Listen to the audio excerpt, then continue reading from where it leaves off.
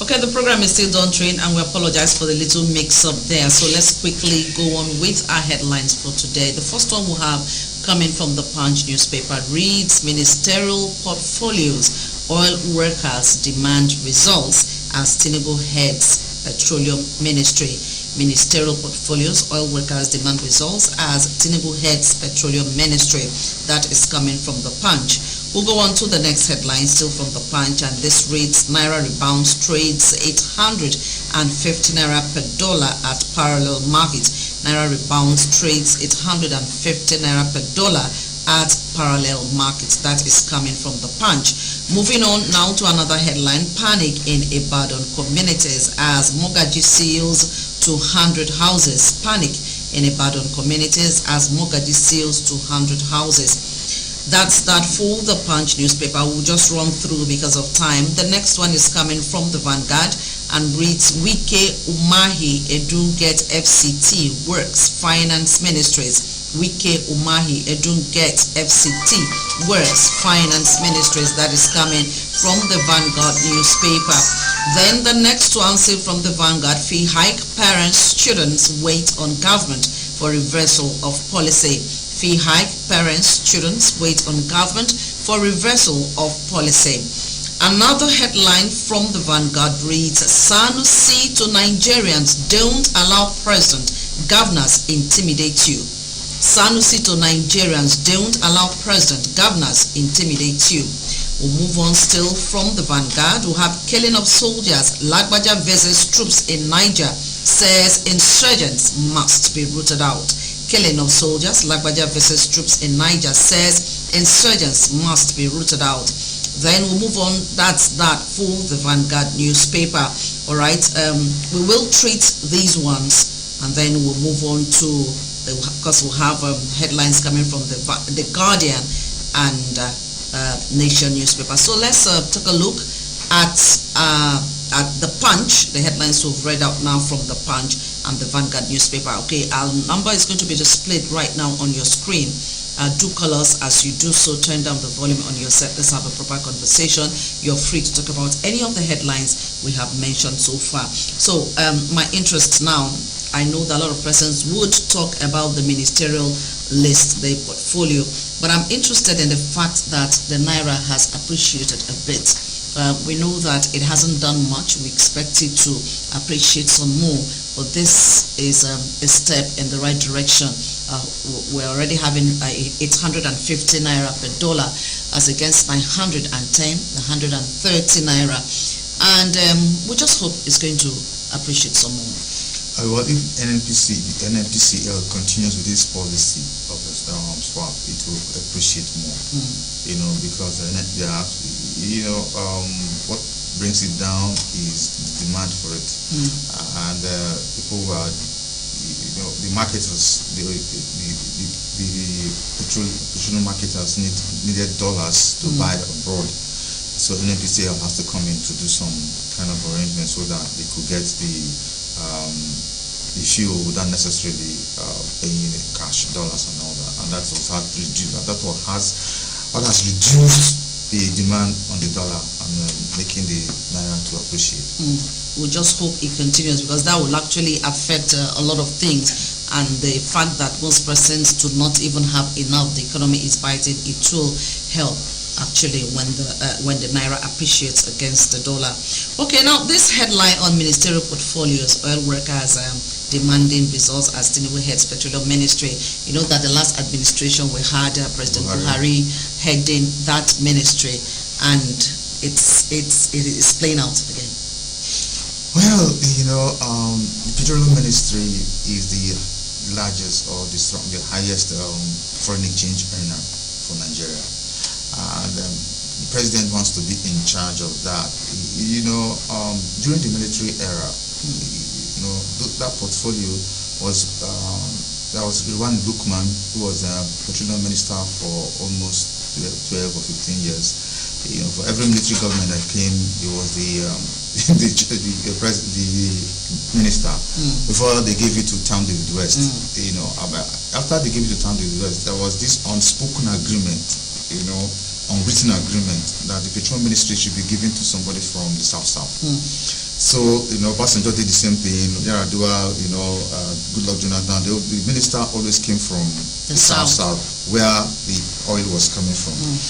But Buhari came and changed it, and now Tinubu is doing its part. But if you the truth is, let the people who produce the oil be in charge of the oil. That's basically the resource control we've been talking about the years. Tinubu has not seen oil spillage before.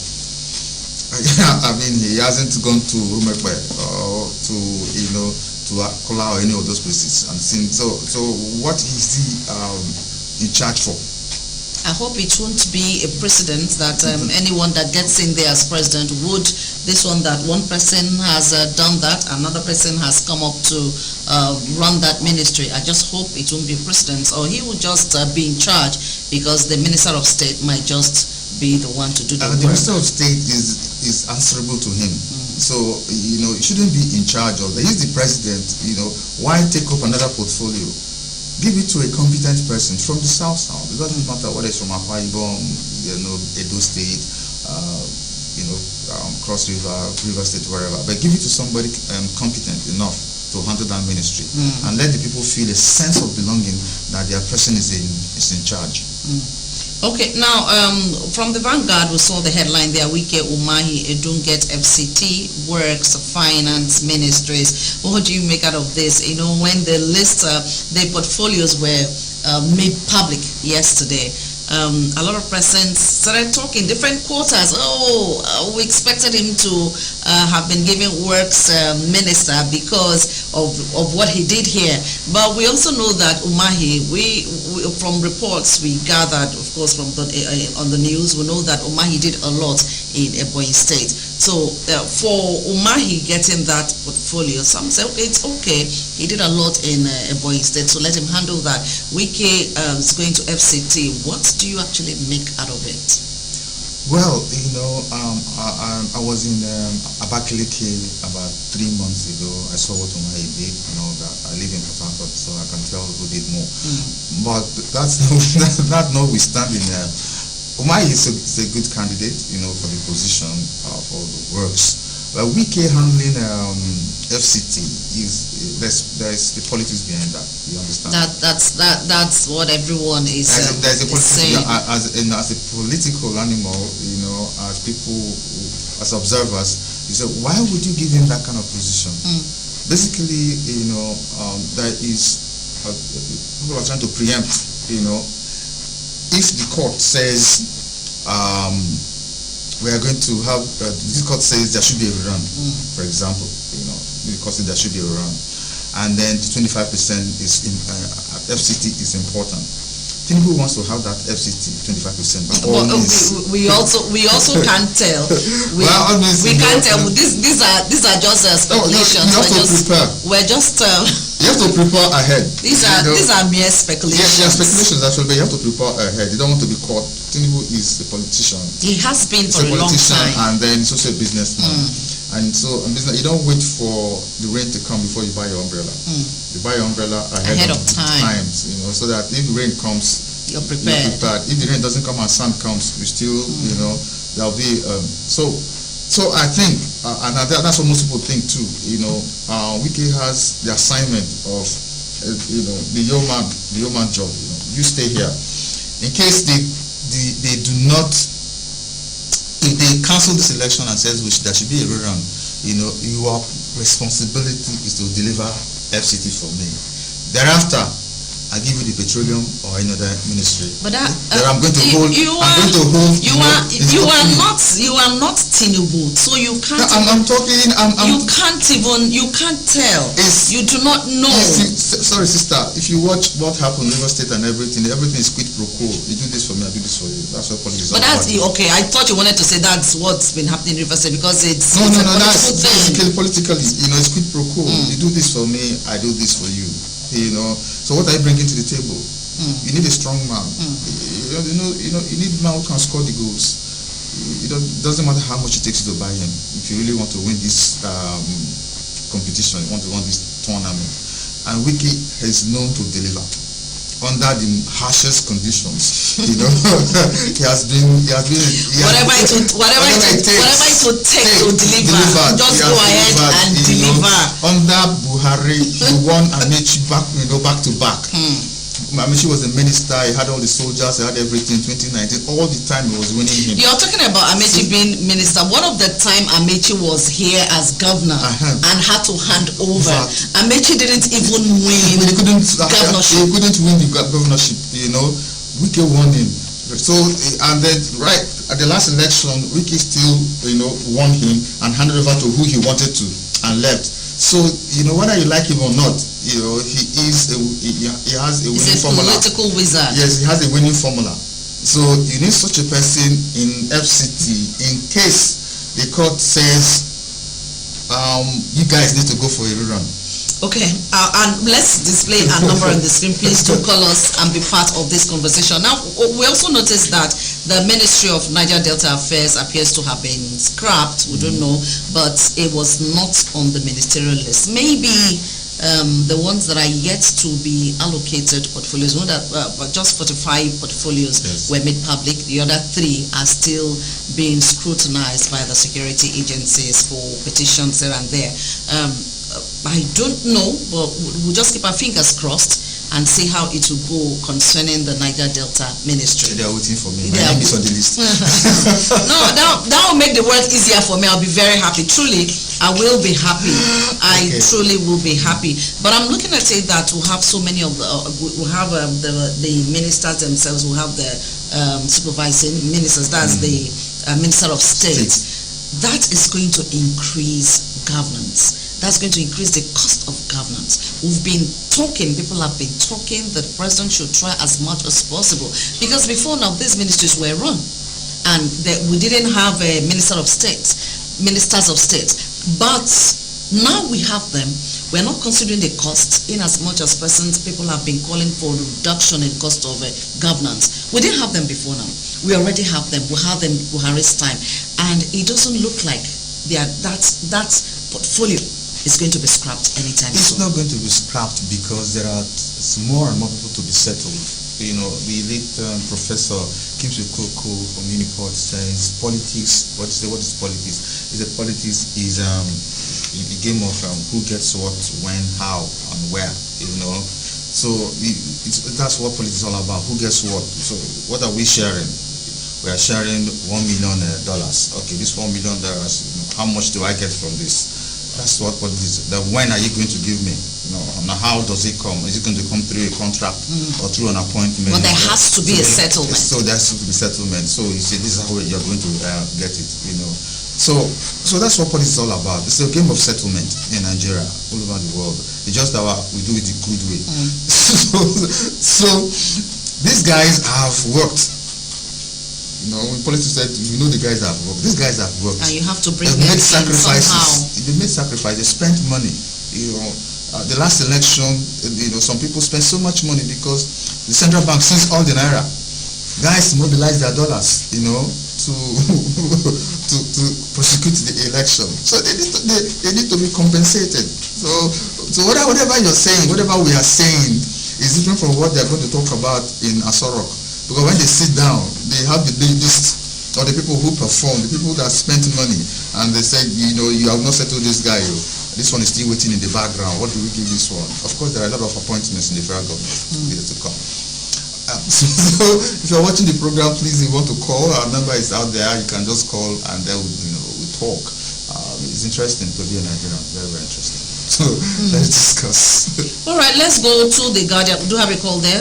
We'll miss the call. Let's go to the Guardian newspaper this time. The headline we have there from the Guardian reads: Tinubu silent on Petroleum Ministry assigns portfolio to cleared ministers. Tinubu silent on Petroleum Ministry assigns portfolio to cleared ministers. That's coming from the Guardian newspaper. We have another one from the Guardian. Says Air Force will not give in to terrorist propaganda NAF headquarters. Air Force will not give in to terrorist propaganda NAF headquarters. Moving on, still from the Guardian, IGP restates commitment to restoring sanity on highways. IGP restates commitment to restoring sanity on highways. More from the Guardian. Rivers Assembly to honor 3 outstanding daughters. Rivers Assembly to honor 3 outstanding daughters. That's that for the Guardian newspaper. So let's move on right now quickly to the Nation, and then we'll react to any of them. You're free to call, react to any of the headlines as of interest to you. From the Nation, we'll have Ministers for Inauguration Monday. Ministers for Inauguration Monday. Another one, tight security mounted to prevent attack on railways. Tight security mounted to prevent attack on railways. That's coming from the Nation newspaper. And then we'll have more parties to fuse into APC, says Ganduje. More parties to fuse into APC, says Ganduje.